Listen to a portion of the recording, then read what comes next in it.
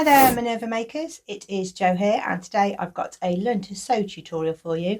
I'm going to take a look at making a toggle fastening. I'm going to show you a couple of ready-made ones, and then I'm going to show you how to make one yourself in case you want to customize the type of patch or the toggle or the string that goes around. So there's three components. You might want to really match them to your garment, your fabric type, your proportion. So I'm going to put one together, add them to a jacket, and I'll also show you a couple of ready-made ones.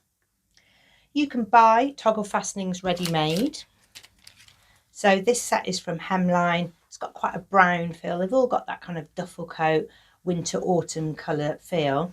This one has leatherette or leather look plastic triangles here, a nylon cord, and quite a dark brown toggle. Of course, you can't just switch the toggle out because the strings are between the layers of leather. So you are kind of stuck with this colour if you need to put them on a coat, for example. It's great if you've got winter colours or autumn colours, but if you are making something a little brighter, sometimes this doesn't quite add to the mix. Prim also do a toggle set. This one has a lighter coloured toggle, a dark anthracite grey patch, and on this one the threads that go through, they're in the leatherette as well, so there's no kind of string element to this one. It's a little more leather looking. You can buy these, you can buy 3 or 4, whatever your coat needs, and they work really well. Today though, I want to match in with other clothes that I'll be wearing with my jacket. I've chosen a slightly smaller toggle because my coat is only short, it's that little boxy style, so I don't want an overly big button on the front. So I've chosen my button, which you'll see close up in a minute. And I've chosen a cream cord because that blends in nicely with the rest of the fabric. It's the same cord I've used here on my page hoodie. And because I wear my jacket with jeans all the time, then I've got a piece of blue leatherette. So I'll have a blue feature popping out on the front of my jacket rather than brown or black or grey. So let's take a look at how to make a toggle. I'm going to put my toggle fastenings on a jacket. It's a jacket that I've already made. I really like it, but I don't reach for it quite as often as I should because it doesn't do up the way I want it to do up. So toggle fastenings are going to be the answer to this. So this is my Hovia jacket. I'm going to put some toggles on here because I'm finding it a really cozy and useful jacket for driving in because it's nice and soft, but when I wear it, it sort of slowly slops off each side. So I did do the tie version, which ties up at the front, and it is useful because when you're sitting in the car it opens up from the bottom, but it just looks a little bit like a karate jacket now, and I'm not quite sure of the style when it's like that. So at the moment I've got them tucked in there. I didn't cut them off because if I was particularly cold I would do it up. But I'm looking to put some wooden toggles on here just to change up the whole look of the jacket, but get those two edges to overlap. A little bit of colour here might help with that complete cream front. I've got the deep pockets. It's separated with a line here, so I've got a pocket for my glasses, pocket for tissues, and inside it's got a Liberty lining. So it's a real super jacket to keep, and it's a shame not to wear it. So let's take a look at how to make toggles. Start off by drawing yourself a template so you can make them smoothed edge triangles or squares. You can make a sharp edge square. You can make a complete circle if your fabric pattern would really look great with that. So cut yourself out a paper template.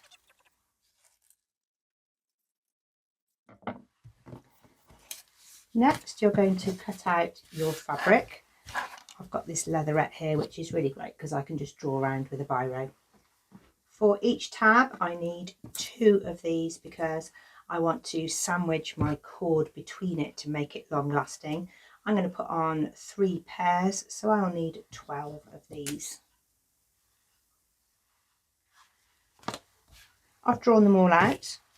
I've just put front on my front ones and back on my back ones because I want the grain of the leatherette to be all going in the same direction. It's got a little texture on it. So if you've got a fabric with a grain on, like cord for example, then you might wish to make sure that all your top pieces are going in the same direction so they all look harmonious.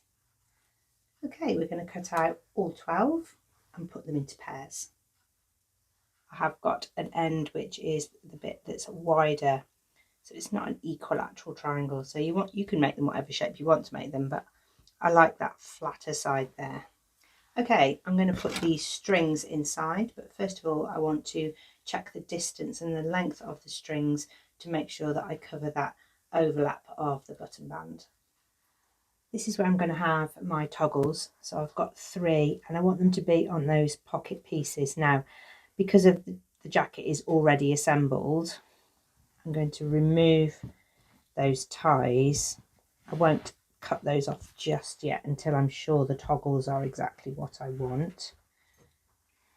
I've drawn around my tab placements with a heat erasable pen so that if it gets sort of just poked out at the side, I can just flash it with the iron to get rid of the line. And then I want to measure up the string and the distance that I'll need between the tab and the toggle. So if that string goes through that toggle, then I've got a little bit of the string left to go inside the tab, and I want the same for the other side so that it will loop round over the toggle. If you've got a nylon cord, you can just flash the end with a little bit of heat to seal the end. If you've got strips of fabric and you've made thin roller loops, you might want to just finish the ends to stop them fraying. I've got a natural fibre here, so I can't flash the ends. I've just got a little bit of surgical tape around the bottom of each one to stop them fraying. I'm going to cut out the rest of the cords. Next, you're going to thread your cords through your toggle. It's where the surgical tape is helping to stop the ends fraying. I'm going to do this with half of your cords. Match up the ends and pull your toggle so that the cord comes through the 2 holes. You've got your strings complete. Now what we're going to do before we start putting them all together completely is we're going to sew these together. If you just rely on the stitch line that's running through there, very easily they can pull out. So we're going to secure these with some hand stitches and put them together. You can put them under the machine and zigzag them if you've got really good handling skills. I just like to hand stitch those together so that when they're inside the tab, they're not moving around, splitting, crossing, and it makes them much stronger when they're attached as one solid piece. I've actually found I can just zigzag those together quite easily on the machine. So just a few tips. I'm on zigzag, stitch width 4.5 because I want it to reach across to each side of the string, and I want the stitch really close, so it's on 0.9. Put a pin just through here to hold them together so that I can position them under the machine. That way I can pull it up onto the feed dogs.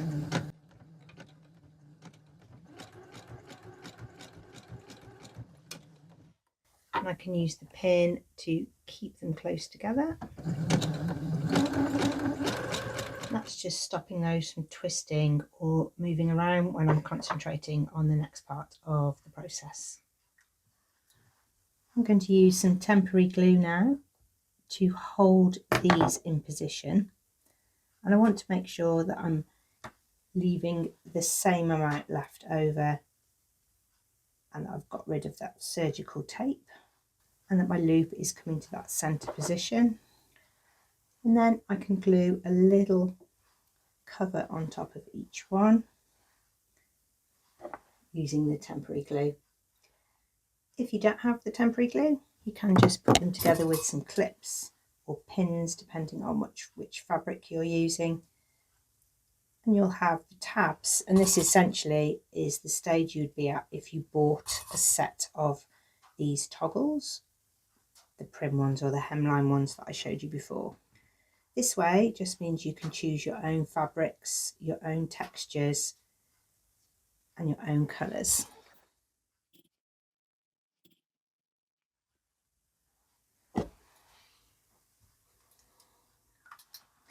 I've decided, just with a little hand stitching on that inside button band, that I can take the jacket apart and just sew my tabs to the pocket. So I've done a little bit of unpicking there on that inside seam. I'm going to show you how to attach one of the tabs and then I'll continue the rest myself, and I can put the band back on the jacket quite simply. I'm using a little bit of temporary glue again just to hold that in position. It doesn't hold it really steady, but it just stops it swiveling around, or you can use a quilter's basting tape. That's just a little bit of temporary tape that's suitable for using with fabrics. You stick it on and then you can peel it off. If you've got different type of fabric, you could use pins, but I've got a pleather there, so I can't really pin my tabs to my jacket. I'm starting on that straight edge and I'm just going to hand wheel over that thicker area so that I don't get any skip stitches. I'm then going to work really carefully around the curves, one stitch at a time. I'm going to keep lifting the foot so that I can get a gentle curve. Make sure everything is lined up because the edges of my pleather ones aren't finished. So I want to make sure that everything stays in position and the bottom one doesn't reveal itself in front of the top pleather tab. You can go back over that bit again just to make your strings really tight. You've got your tab attached. I went over and over there a little bit. It's just added a little bit of strength. I'm going to add the final two. If you don't want to use pleather, you can use other fabrics. If you want a pop of colour, you can use a coloured piece, maybe the inside of the lining, or you can make a piece in the self fabric of your jacket so it all looks really blended. But then you'll need to add a seam allowance because you're going to sew this and turn it through. I've added a little bit of interface into this lighter fabric that might help to strengthen your tab. Sewn around with that small seam allowance, I'm just going to poke through the corners. And then I'll be folding under the turned open edge to create the tab. When it's top stitched, it looks really effective and you can get a pop of colour. Okay, here's my jacket finished. So I've added those toggles. Got that dark colour there against the ecru, but I really like that because I'm often wearing jeans, navy boots, so I like that sort of little punch of navy on the front. You can change the lengths of your strings if you custom make your own, so you could make it so that it goes a little tighter. You can sew down the strings here if you've got a particular place. So I've got this neckband and a good place would be to sew there. That would make them a little stronger and it would pull it in a little bit more. But I'm happy with that. It is a spring jacket or a mid-season jacket, so it's just enough to stop it blowing open and slipping off my shoulders. Of course, if you don't want to go to the trouble of making all of these tabs yourself, you can buy them ready-made and add them to any jacket. You can switch up your own style. When it's open, I really like how it just gives a little pop of colour. So you can customise this to any type of fabric that you like. If you've got a really nice lining on the inside, you could also put them on the outside. Under my Outerwear jacket today, I've been wearing the Page hoodie. This is a hoodie with an elastic band, which I've switched out for cuffing. I've switched out the cuff band pieces for cuffing as well because I had a really good match and it's a really quick way of finishing off a sweatshirt. This one has a lined hood. It's a little bit different. It's got a channel that runs through here with an eyelet and a cord. I couldn't quite get a pattern match here. I didn't quite have enough fabric, so I've just sort of balanced out that red line, but it's really cozy and I love the Page hoodie pattern. You can really switch it up with lots of different features. Of course, I've been wearing the Outerwear jacket. That looks different in all different fabrics. If you check that out on our website, you'll look at a jacket and think you didn't even realise it was the Outerwear jacket pattern. This one is with a jacquard. It's got that Liberty silk lining, which was a little remnant piece I picked up at a sale, but it's a really switchable coat. You can really change the look of it with the fabrics that you choose, the lengths and the features that you decide to make. I hope you found that useful. It might be something that you add to an existing pattern that you've got. It might be something to troubleshoot a jacket that you're not wearing very much. Or you may wish to switch this out into a pattern that you would like. It's also great if you've got one that's broken, sometimes the string comes out, or you want to change up the look of a thrifted coat. We would love to see what you've been making, so do head over to Minerva and make a free account there. You can add photographs and descriptions of what you've made, and you can share all of your sewing news with our sewing community. You can also join us here on our YouTube channel, where you can explore all of our playlists. There's learn to sew videos, full sew alongs, pattern drafting, using your overlocker, and pattern releases and new fabrics. Thank you very much for watching, and we'll see you again soon.